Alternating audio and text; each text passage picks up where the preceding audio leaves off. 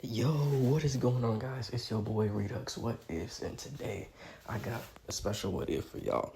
We finna bring back What If Sukuna Was in Young Justice Part 5.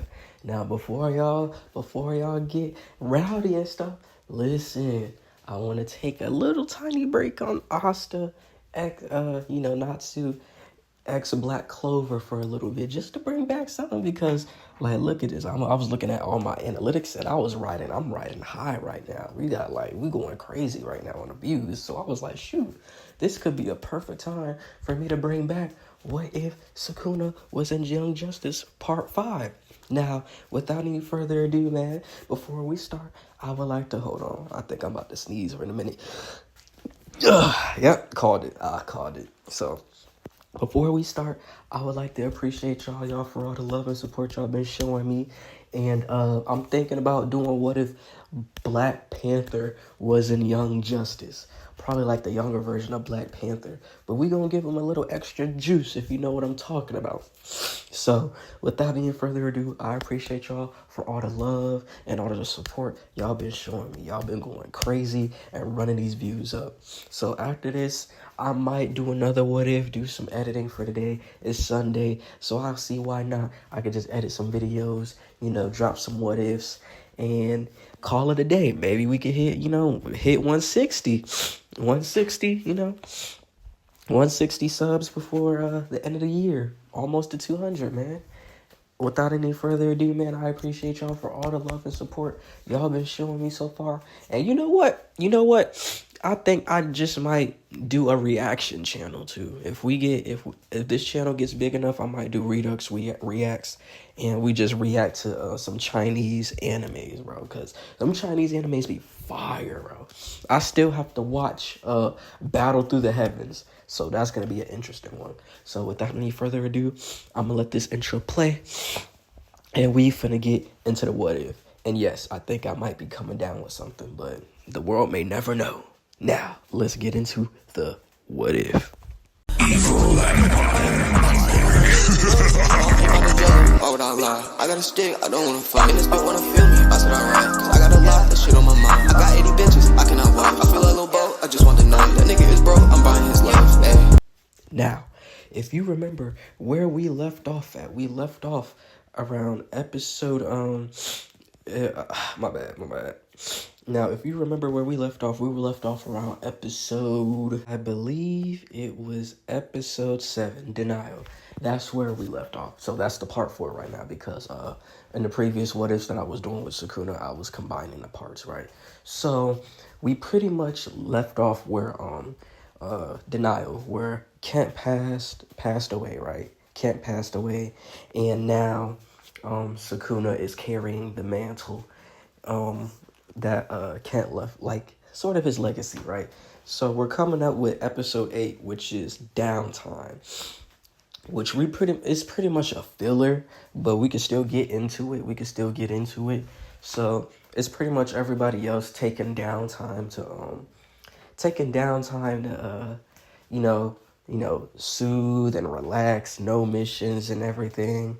No missions. Pretty much everybody just blow off steam or how they're feeling, or after the recent events due to Kent. So we're just pretty much gonna gloss over what everybody does. So pretty much everybody does their own thing. Aqualad goes back to Atlantis, because he wanted to be with Tula, and he wasn't sure about his role. But before he went, Sukuna and Aqualad had a talk with Aqualad, saying that he doesn't know what to do, because part of his home is at Atlantis by the king's side, being a right-hand man to the king, and the other part is being a leader to the team. And then that's when Sukuna was like, well, how about this, man? He was like, since you clearly don't know what you want, how about you go back to Atlantis for a day or two, since we don't have nothing going on for at least 2 days. He said, take time for you. Don't do it because you want to be by the king. Don't do it because you want this and that. Do it. Try to find what Aqualad wants. And if Aqualad wants to be in Atlantis, be in Atlantis. If you want to be a leader on this team, be a leader on this team. But remember, You always have a brother, whether it be under the surface or above water. And that would be me. And then that's when they dap each other up and they appreciate it, which Aqualad, goes to Atlantis. Kid Flash spends his time with his grandparents along with Barry. Artemis goes to do her thing with Robin being Batman's protege. I think the Flying Graysons, yes, he does the Flying Graysons act, and he reminisces on what happened. So that pretty much everything goes to canon with downtime in that one. So they pretty much just take downtime to themselves, and that's when we travel along with Sukuna as he visits the Tower of Fate, right? He visits the Tower of Fate as he, since he technically does have magic, cursed energy could be said to be used as magic, but for we're gonna say for plot convenience, it is magic. Well, a certain type of magic that only a few select individuals can use. He goes back to the Tower of Fate and just reminisces how he grew up here when Kent first taught him how to use his dismantle abilities, and when he learned how to use cursed energy, and his transformations, pretty much just reminiscing about how everything was in this Tower of Fate. And then he said that as he was walking, he found Kent's room, like the living room area, and then the dining room. Excuse me. All right. Along with the dining room and his old bedroom that he used to have, as he just saw the posters of him and Dr. Fate, or him has Kent took off the helmet and took a picture with Kent and his wife. And then he was just reminiscing about it. He was like, I don't know what I'm going to do. And then that's when the spirit of Kent came into the Tower of Fate. He was like, so you really thought I would be gone from you, huh? And then that's when he was like, old man, how? And he was like, well, first of all, magic really doesn't die. Secondly, I kind of knew my time was coming. You got to admit, being this healthy as a 106-year-old man kind of, takes a toll on you after a while. He was like, the only thing that was keeping me stable was the magic that, that Naboo was providing. But, excuse me, you saw how that went. And then that's when Sukuna had. So, why am I yawning? Anyway, that's when Sukuna had so many questions, when he was like, well, I just don't know what to do. How do I deal with this? How do I become like you? And he said, that's the thing about life. You can't ever be like me, man. He was like, you can be stronger than me, faster than me, but you have to be me your own way. You have to figure out what works for you. He was like, and as your mentor, he was like, no. He was like, you don't have to call yourself your mentor. You're always going to be dad to me. You did more than anybody else, so you're always going to be dad to me. And he was like, I appreciate that. He was like, I hope you told me that before I passed. He was like, you have no idea, old man. And he was like, I can't teach you how to be like me, but I can teach you how to progress your abilities. He was like, and I can teach you how to better his technique, how to cut, when to cut, how to cut inanimate objects, how to cut inanimate objects and not cut physical things, because Sukuna has to work on that, because when he uses a dismantle, he still cuts physical objects, not to a greater scale. It is severely held back, so sometimes you just might get like a nick on you, but before, oh yeah, he would just swipe that shit and you just get clapped. But that's pretty much what happened at the Tower of Fate. Pretty much everything goes to canon with that. Aqualad figured out that he wants to be leader, so the team comes back together, and it is pretty much, I really can't go over that episode because it's legit a filler episode. Like, it's really just a filler episode for that episode. So the team comes back together and they realize that they're better together than apart. And Aqualad realizes that there's not going to be another leader like him that could lead the team like he can. So he came to that realization and was like, yeah, I'll be on the team. And, he said he'll be on the team. He'll be the team leader. And that's when everybody was in agreement with that. And now we're going to go to the next episode, which is episode 9. Birth Bereft. That's what it's called. I don't even know what pronounce that, but we're on episode 9. This is part 4, and that was episode 8 I just did. And so we're going to hop into episode 9. So I'm combining them to like a 2-parter. I might do a 3-part episode for this one, honestly. So we start this episode off with Sukuna flashing up awake. He doesn't know where he is. He doesn't know how he got here. He doesn't know what he is doing here. He just knows that he's somewhere in the desert. And that's when he starts to realize that his head is beaming, hurting. Like, he's just having a super migraine. As he, sits up from the sand, he's, my damn head. He was like, what did I fight? And then at first, when he looked around, he thought he was in like a parallel dimension. And because remember, when this episode happened, everybody got their memory erased. So he still thinks that Kent is alive. Like, he still thinks Kent is alive, right? So he was like, did me and old man get separated in this different dimension? And then that's when he was like, oh, my head.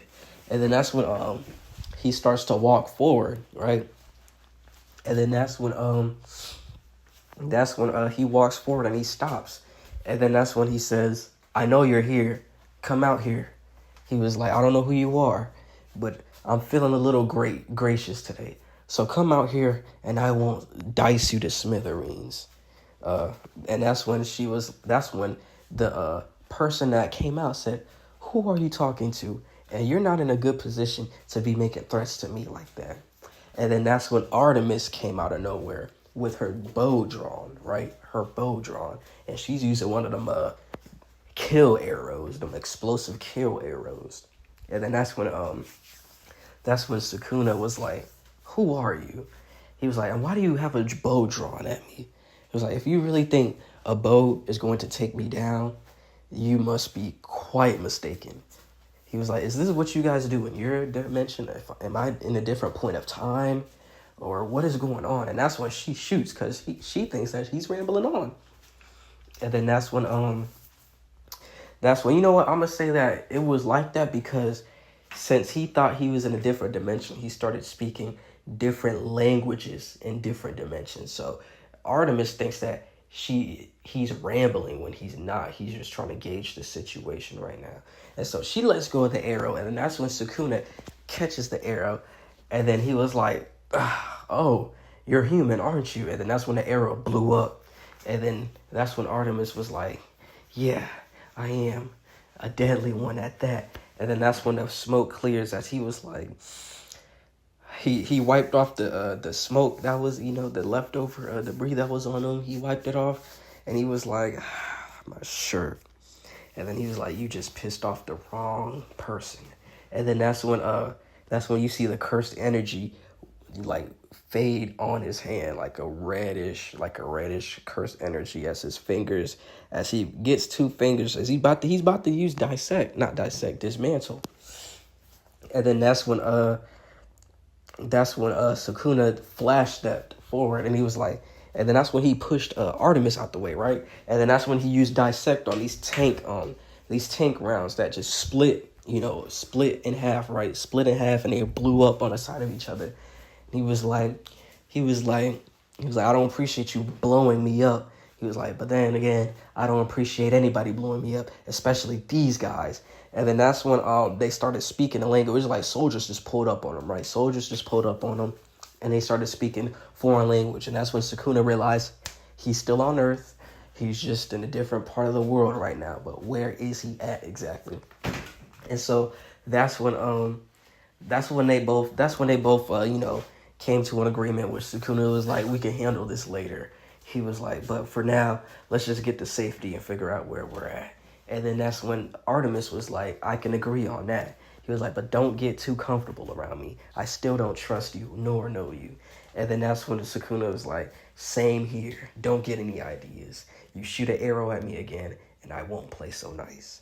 And then that's when, they worked together to, defeat the forces that were coming in. And then that's when the jets started coming in, and Artemis can't shoot no jets because her arrows can only travel so fast. So that's when Sukuna started, using dismantle in the air, and he kept missing, but he got one jet to come crashing down, and that's when he grabbed Artemis by her waist, like just picked her up by her waist, and he was like, yeah, I don't like these odds. It's gonna be a really uphill battle, so we need to escape. And then that's when she was like, hey, I didn't consent to you to picking me up. And then that's when he threw her over her shoulder. He was like, stop being a baby and let's go. And she shut the hell up, because she started paying attention. She started looking at him. She saw the back muscles, you know what I'm saying? Like, radiating off this energy that she could see. Yes, Artemis can see curse energy. And I hope y'all know where I'm going with this, because she has a lot of trauma. So, hey now, say now. But hey, that doesn't mean I'm going to make Artemis get with Sukuna, because you forget. We got Artemis, we got Satana, we got Rocket, we got Wonder Girl, we got, what's that other girl? That girl that controls bad luck, I think. I don't know her name. And we got the other ones from Invasion. We got plenty to choose from. So we not finna tie Sukuna down to one woman, man. We just can't do that just yet. And we got Stargirl too. So we can't forget about that as well, man. We can't. So that's when Sukuna, coated himself in cursed energy and just started running. So you just see a streak of red and black energy running, dodging, jet fire, just dodging jet bullets pretty much. And, as they're making their way, they're just dodging and moving and, cruising, right? And then that's when the jets, flings off course all of a sudden. And then that's when we see Miss Martian. And then that's when she was like, because she's the one that's putting everything together too. So Miss Martian and Robin were together, and they were wondering where they were at. And so they met up with them. And then that's when Sukuna was like, for some reason, I feel very violent. But when I'm around you guys, for some reason, I don't feel like that. I feel like we've been a part of a team. And then that's when McGann pieced together team. Yeah, we have a team. And then that's when she puts her memory together. And then that's when she touched Sukuna, right, and pieced some of his memory together. And then that's when he was like, I remember we are a part of a team, but I still don't remember what are we doing here. And he was like, if we're in the middle of a desert, Aqualad. That's when everybody was like, who's Aqualad? Except for McGann, because she's like, Aqualad is that's when Sukuna's like, Aqualad is our friend. He was like, he's from Atlantis. He can't be out here. He needs water. He needs to be hydrated. He's probably, in a state of shock, or maybe, close to death, because, he's kind of, he could breathe over the, on the surface, but, he gets weakened over time. Plus, it's heat, dry heat, no moisture, no water, no nothing. And then that's when they both realized that they need to get there. But before they could do that, McGann has to put their memories back together so they can remember who everybody is, right? And so that's when everybody had to hold hands, And then that's when Megan said, only take what you, that's when Artemis said, only take anything what you need. Only the last 6 months, right? Because she's the only one that knows what happened and everything, right? And so that's when Megan agreed, right? But we already know everything's set up for a reason, right? So that's when Megan goes through their mind all together. Everybody's just knowing everything. And then that's when what is it? That's when Megan was going through everybody's mind, and Sukuna's mind went deeper than what it needed to be, right? And then that's when she dug too deep by accident, right? And then that's when as she dug deep to see where his origins was from, that's when the Spectre came out, and he was like, this information is classified. Leave. And then that's when she gets pushed out of his mind, out of the deeper part of his mind. While Artemis, learned all about him, how he wanted to be good, but his powers and his nature is evil. So he's trying his best. And then she pretty much found out all the tiny vulnerable parts around him, along with Kid Flash and Artemis. Pretty much, finding everything out about each other unknowingly. And so that's when everybody gets their memory back. And then that's when Megan goes to save Superboy, while everybody else goes to try to find Aqualad, right? And so, pretty much everything goes to canon. Megan and Simon begin to have a sidekick battle. In the mind. Everything's going windy and just causing a whole storm. Superboy was able to get his memories back and give Miss Martian the encouraging words that she needed to get she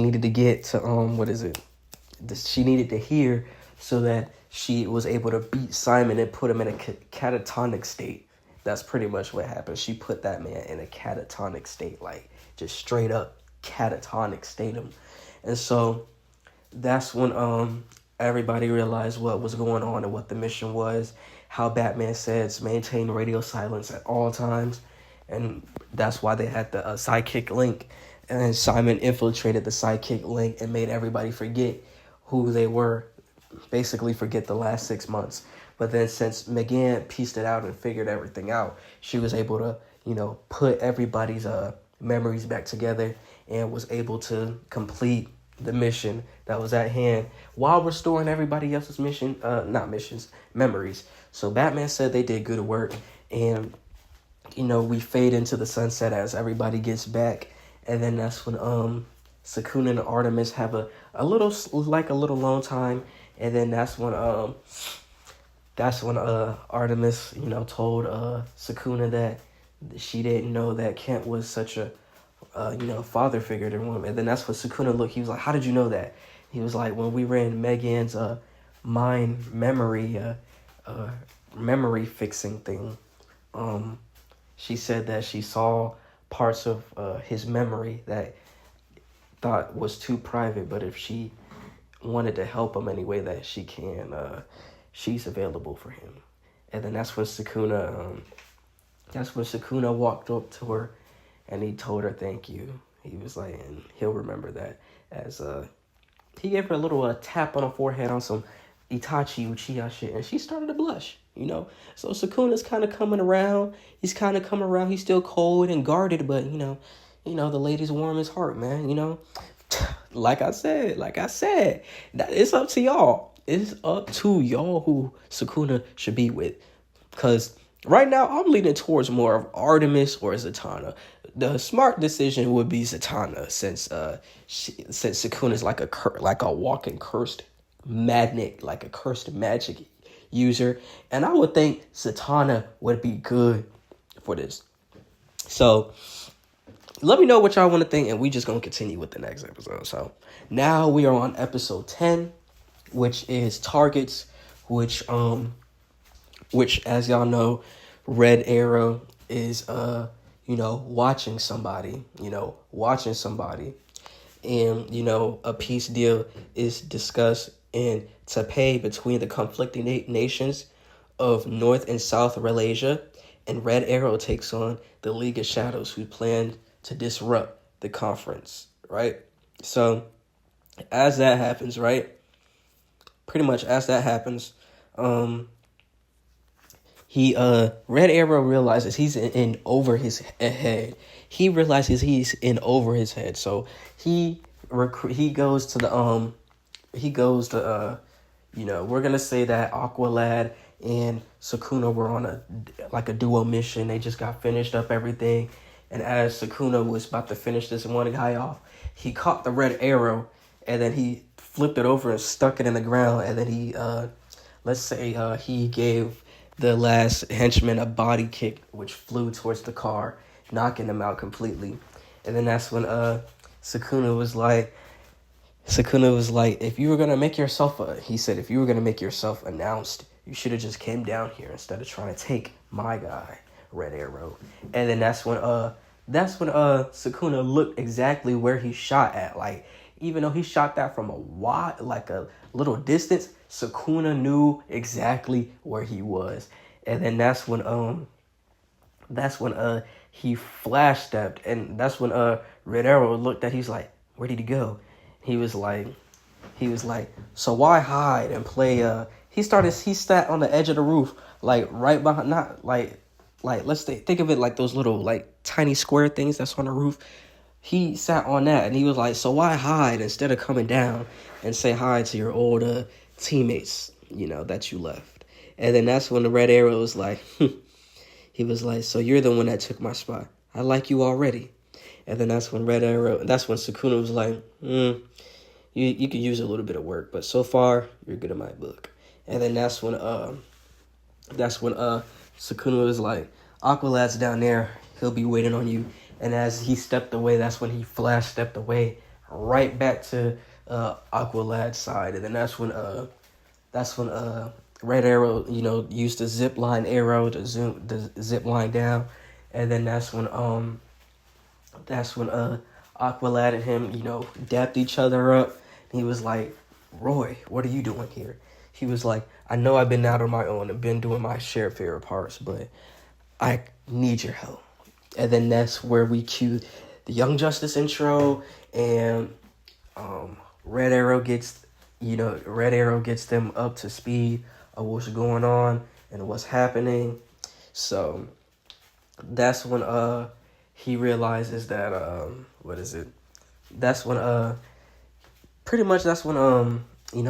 Arrow gets them up to speed, and he was like, I only need you guys as backup. So whenever it gets crazy, just come. And then that's when Sukuna was like, so you just want us to play Junior? He said, big brother, little brother. He was like, you asked us for help, but yet you don't want us to help you, but you want help when you need it. He was like, just keep close recon. He was like, fine, I'll play your way. He's like, I'll play your way, Roy, but the moment you get in over your head, we're stepping in, and we won't complete the mission until you let us help you. And then that's when Sukuna flash steps away. And then that's when Roy was like, is he always like this? He was like, and then that's when Aqualad was like, no, he's usually more aggressive, so just be thankful you are more left on good terms than what you originally would have been if you didn't leave on good terms. And then that's when Aqualad begins to monitor what's going on with Red Arrow. So you pretty much know how this fight goes, right? How this fight goes when they first go to the meeting, right? Red Arrow stops Cheshire, but things get too complicated and still gets too real. You already know how that fight goes. Red Arrow shooting at Cheshire. Cheshire handing Red Arrow the mean ass work for real, right? And so as the fight comes to a climax and a close, that's when Red Arrow says, yeah, I'm gonna need your guys' help on this one. And so that's when we flip to the next scene where they're at a banquet and Sukuna is stepping out with the all black suit with the white tie. All black suit with the white tie and the black loafers. With the high with the let's say a high drop fade, a high temp fade, cause let's be real, bro. Sukuna got that shit on, man. He got that shit on, man. And then, they do a recon, everybody's in their suit and stuff. And then that's when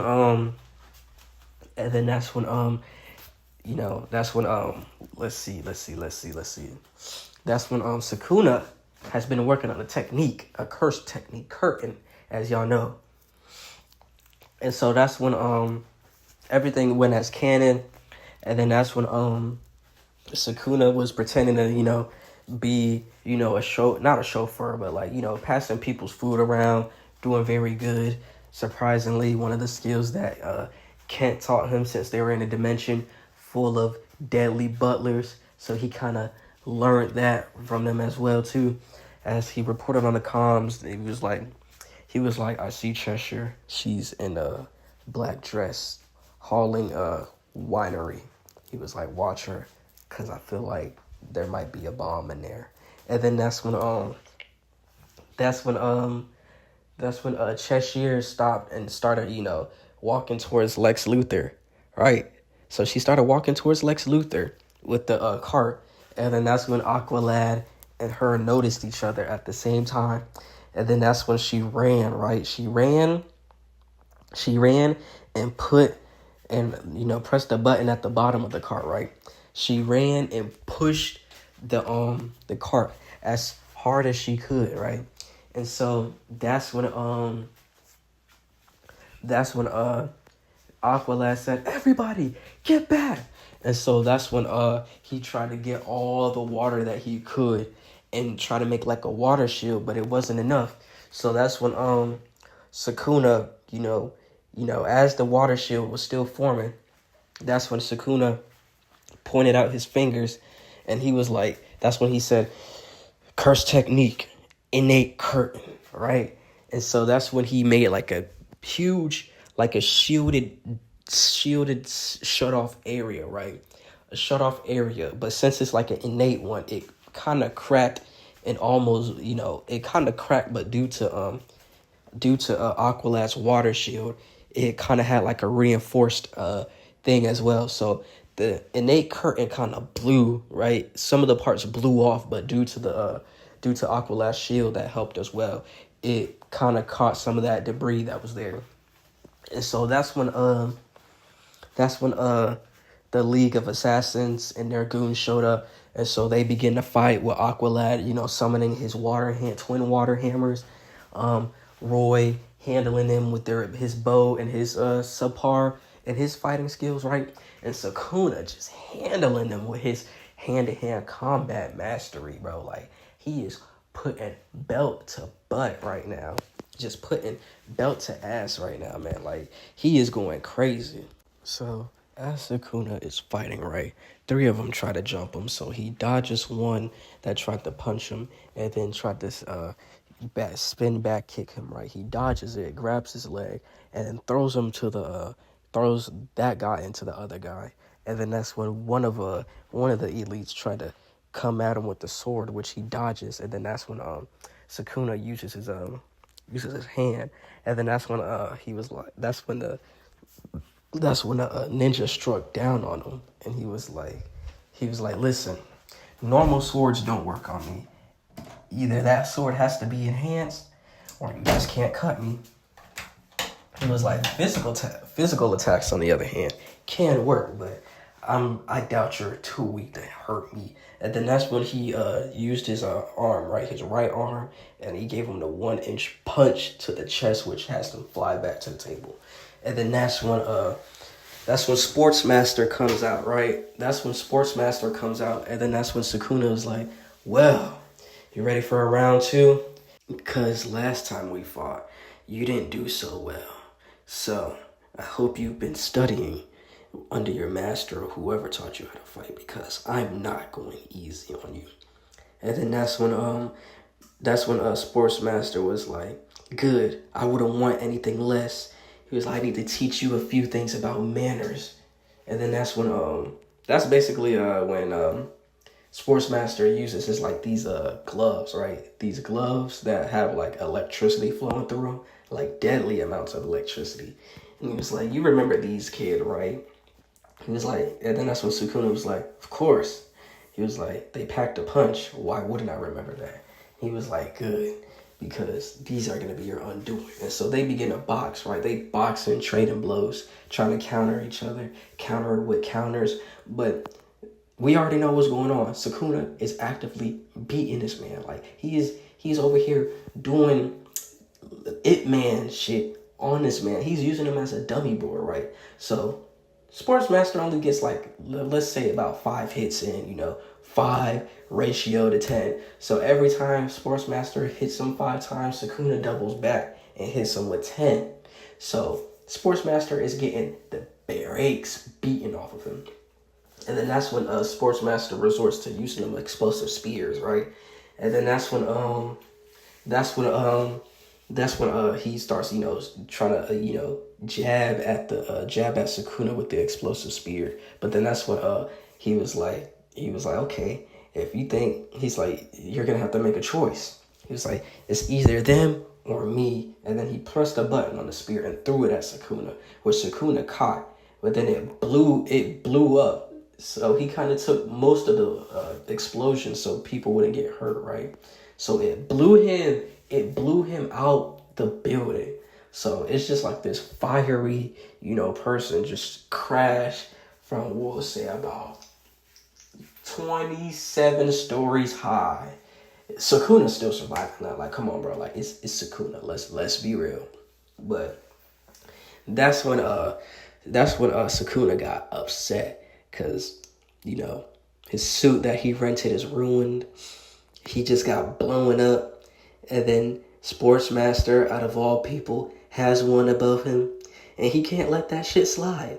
So that's when he was like, looks like I gotta do it. And then that's when he goes into his like first stage transformation where the tattoos start appearing more bolder. And then that's when his hair starts to spike up. And then that's when his eyes on his cheek and stuff turns red. And that's when he jumps back up, right? He concentrates all this energy that he has and jumps back up, and just starts like running, like just like jumping, like I don't know how to describe it. Like he jumped so high, it looked like this man was just gliding in the air, right? So he jumps on to where he got blown out from, right? And then they both see Taskmaster and Cheshire escaping, right? And so that's when Sukuna was like, oh no you don't, dismantle. And then that's when he used like this heavy slash and sliced in between the helicopter, splitting the helicopter, blowing it up, right? But since it's Sportsmaster and Cheshire, they still end up escaping, right? So they escape. And then that's when Sukuna and Roy went after them, which Aqualad was left to tend to the people. As that's when Sukuna, before he left, he's like, are you gonna be good here? He was like, I'm good, just go, I'll take care of them. And then that's when Sukuna he got down in a squatting position. And then that's when he blasted off into the after them. He's not flying, he just jumped really fast, and it looked like he just teleported. So as he was gaining on gaining on Taskmaster and Cheshire, something extraordinary, dire happened. Sukuna was running, right? Running full speed after them, and all of a sudden, you just see this huge red laser just go through Sukuna's shoulder as he gets hurt, and it's searing, burning, because even though he has insane endurability, there's just some things that he can't be durable to. So he gets hit, and he was like, ah. He was like, damn it, who shot me? And then that's when Sukuna looks at Deadshot, and he was like, how did he know I was here? He's like, if that's he said, if that's a kid, I can't imagine how scary he's going to be when he becomes an adult superhero at that. He was like, there's no way, I got to get out of here. And then that's when Sukuna was like, Roy, let me get an arrow. And then that's when Roy was like, he was like, are you okay? He was like, hand me your explosive arrow. And then that's when Roy just, got it out of his quiver and threw it at him. Sukuna caught it, and then he imbued it with cursed energy. Since he didn't have a bow, he was like, I know where you're at. He said, you fucking sniper. And then that's when he threw it with his right hand, his dominant hand. So he threw that shit, right? He threw it. Believe it or not, you can throw arrows, and it can pierce, depending how hard you throw it. But since we in a Young Justice universe, we already know what's going on. We already know who Sukuna is. So are we really going to doubt that he can do it? No. So he threw that shit. He imbued that shit with cursed energy and threw that shit. And that shit, it was like a streaking dark bluish, like a dark, a blue. Like, think of it like Yuji's cursed energy, how it has that black outline with blue. That's exactly what it looked like. So it just streaked across the sky, right? And as Deadshot turned around, he saw that arrow hit him, right? It didn't hit him exactly. Let's say it was like 10 feet away from him. It's just like a huge explosion mixed with cursed energy. So Deadshot got hit, and then that's when Cheshire was like, looks like our hired shooter got found. And then that's when Sukuna was like, come on, heal. And then that's when it was like slowly burning back, because he still hasn't unlocked reverse curse technique or reverse curse energy to like automatically heal him. So he has to rely on his natural healing abilities, which, depending what it is, it can take a little bit to a while to heal. And so that's when he was like, I don't care. That's when he gets into a fuga stance, which his arm is still not good enough to use, but he still does it anyway, as he was like, you're not escaping. He was like, if I can't help it, no one can. And then that's when the fires disappear, because he used most of his cursed energy. He was like, damn it. And then that's when he passes out. And we're going to leave it off where Roy still goes after the League of Assassins, but then he got brainwashed due to Sportsmaster saying the word broken arrow, which he was brainwashed into thinking. And we're going to leave that episode off on this What If. Thank you guys for all the love and support. I'm trying to keep everything, canon, while adding some extra things in there as well to keep the story more engaging. I appreciate y'all for all the love and support y'all been showing me so far. Honestly, I really have been enjoying the Black Clover X Natsu What Ifs that I've been doing as well. I appreciate y'all for that as well. And I just been, really just loving basically the feedback y'all been giving me about this series, man. I really appreciate it. So far, man, this is probably like the best What If I've been doing so far, excluding the Mori X High School DxD What Ifs, because we already know how that shit been going. That shit went fucking bonkers, bro. If that series don't hit 1K, at least 1K, oh man, I don't even know what I would do with myself. But so far, I just appreciate y'all for all the love and support y'all been showing me. Hit that like, subscribe button, comment what y'all want. And like I said, if y'all want to subscribe, y'all can. Y'all just viewing this is just enough for me. But if we could get to 160 and 170 and 180 and keep climbing them What If ranks, so eventually I could be like one of them top tier What If people, that been doing these what ifs and maybe collab with somebody that has been doing what ifs as well, you know, I would like that. But I appreciate y'all for all the love and support y'all been showing me, man. We couldn't have made it this far without you. Just yesterday, we was like at like 60 or 50 subs, and now we at like 100 and stuff. Like, bro, like this shit is fucking amazing. But without any further ado, man, I appreciate y'all for all the love and support. And if y'all haven't watched the recent what ifs I just posted about what if Natsu was in Black Clover, I'm gonna leave them right here. Y'all can just click right there to watch part 1 or part 2 if you just want to skip part 2 for some reason. I don't know why you would do that, but hey, I can't control you. But other than that, man, this is Redux What If signing off, and I will be recording soon again. Peace.